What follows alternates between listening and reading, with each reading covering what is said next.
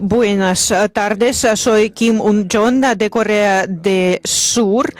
Es mi segunda visita al Club de Valdai y yo llegué a saber muchas cosas y gracias por toda esa información. Tengo una pregunta sobre seguridad. Me gustaría saber su opinión sobre la creciente tensión entre China y Estados Unidos alrededor de Taiwán, también el programa del desarrollo nuclear.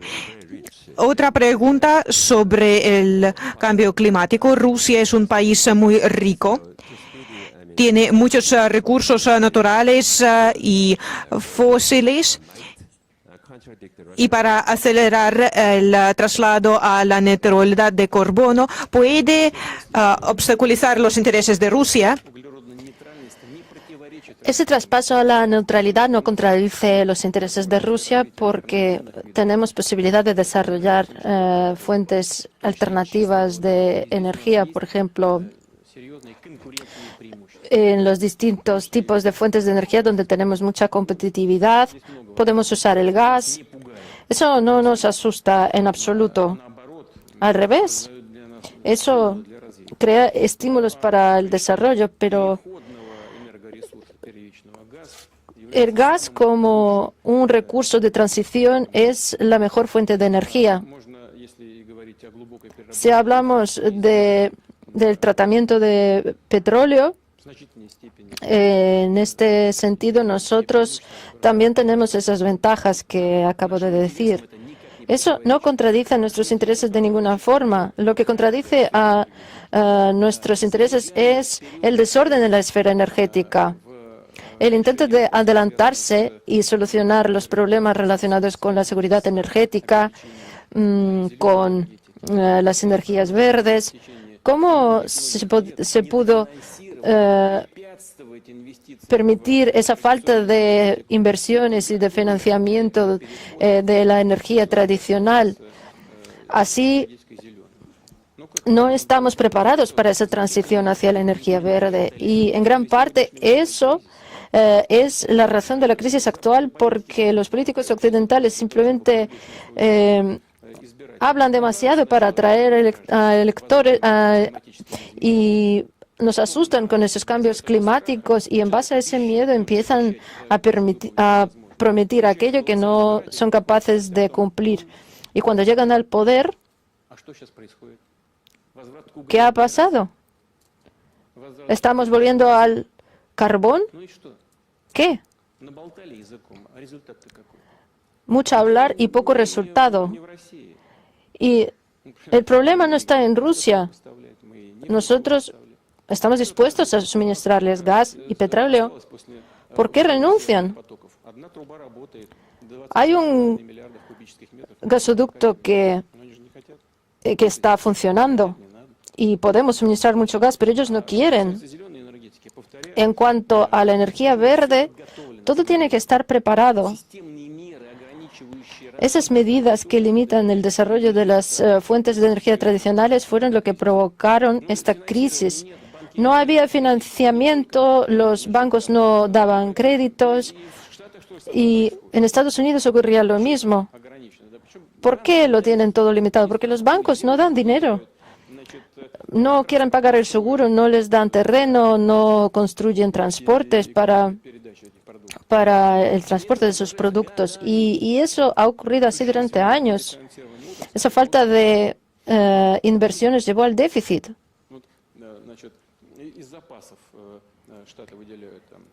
Ahora los estadounidenses sacan petróleo de sus reservas, pero esas reservas se tendrán que reponer y los expertos lo entienden.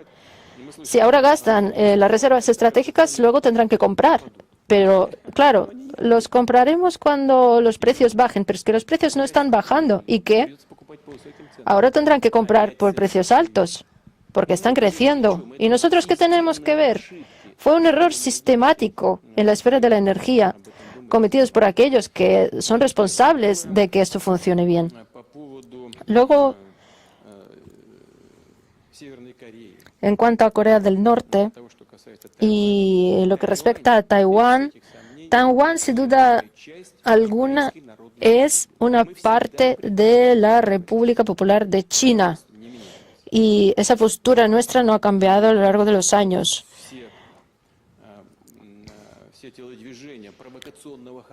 Todas estas acciones con tal de provocar esas visitas a Taiwán por parte de los dirigentes estadounidenses, los consideramos una provocación. ¿Para qué lo hacen? Sinceramente no lo sé. Con muchos de aquí nos conocemos desde hace años y hablamos el mismo idioma, pero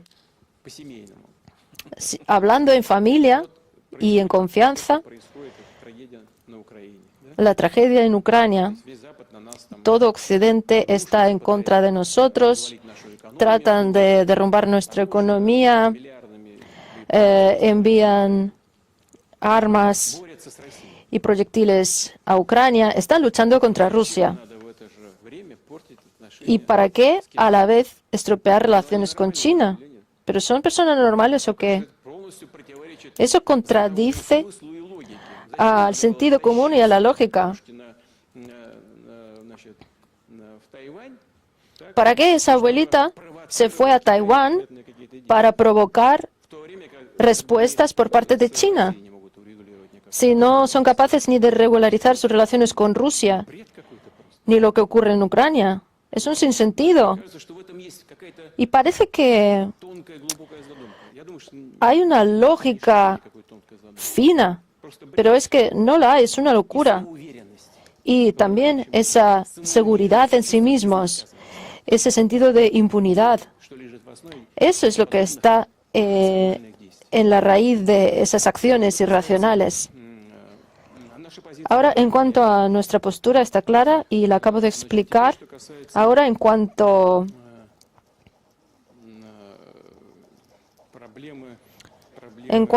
al problema nuclear de Corea del Norte, yo creo que es un problema, también consiste en la indisposición de dialogar, de esa falta de respeto por los intereses de Corea del Norte, también en la esfera de la seguridad, porque ya hubo un momento en el que casi lo acordaron todo y el líder norcoreano prácticamente accedió a las propuestas de Estados Unidos sobre cómo regular y solucionar este problema, sobre todo en cuanto a la parte nuclear. Pero no, en el último momento los estadounidenses cambiaron su postura y obligaron básicamente a los dirigentes norcoreanos a renunciar a los acuerdos alcanzados. Estados Unidos lo hizo. Implementaron sanciones, empezaron a limitar la actividad bancaria, aunque se acordó no hacerlo. ¿Para qué? Tampoco está claro. Por cierto, nosotros tenemos unas propuestas conjuntas con China sobre cómo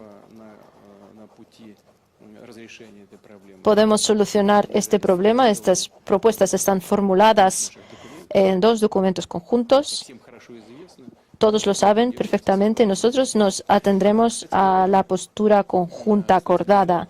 Y, por cierto, en cuanto a los problemas de carácter humanitario y cuestiones así, hay que entender en qué estado se encuentra la economía de Corea del Norte, cuáles son las necesidades de los ciudadanos comunes y no cerrarles el grifo, sino solucionar problemas partiendo de los principios humanitarios. También tenemos muy buenas relaciones con Corea y siempre hemos tenido la posibilidad de tener un diálogo con Corea del Norte y con Corea del Sur. Pero ahora sabemos que la República de Corea tomó la decisión de enviar armas y proyectiles a Ucrania y eso destruirá nuestras relaciones. ¿Y qué diría la República de Corea si si nosotros hubiésemos reiniciado la colaboración con Corea del Norte. ¿Acaso les hubiese gustado? Yo pido que presten atención a eso. Señor presidente, usted dijo que aquí tenemos un ambiente familiar. A través de Polonia. Ambiente familiar. Por favor, díganos en este círculo familiar, es que había muchas especulaciones. Al inicio de febrero usted estuvo en China y tuvo una reunión con el presidente Xi. ¿Usted le avisó sobre sus planes? No. Y después se quejó de que usted no lo hizo. Bueno, el líder chino no es una persona que exprese su resentimiento, es una persona independiente de nivel mundial y no hay necesidad de hacerlo.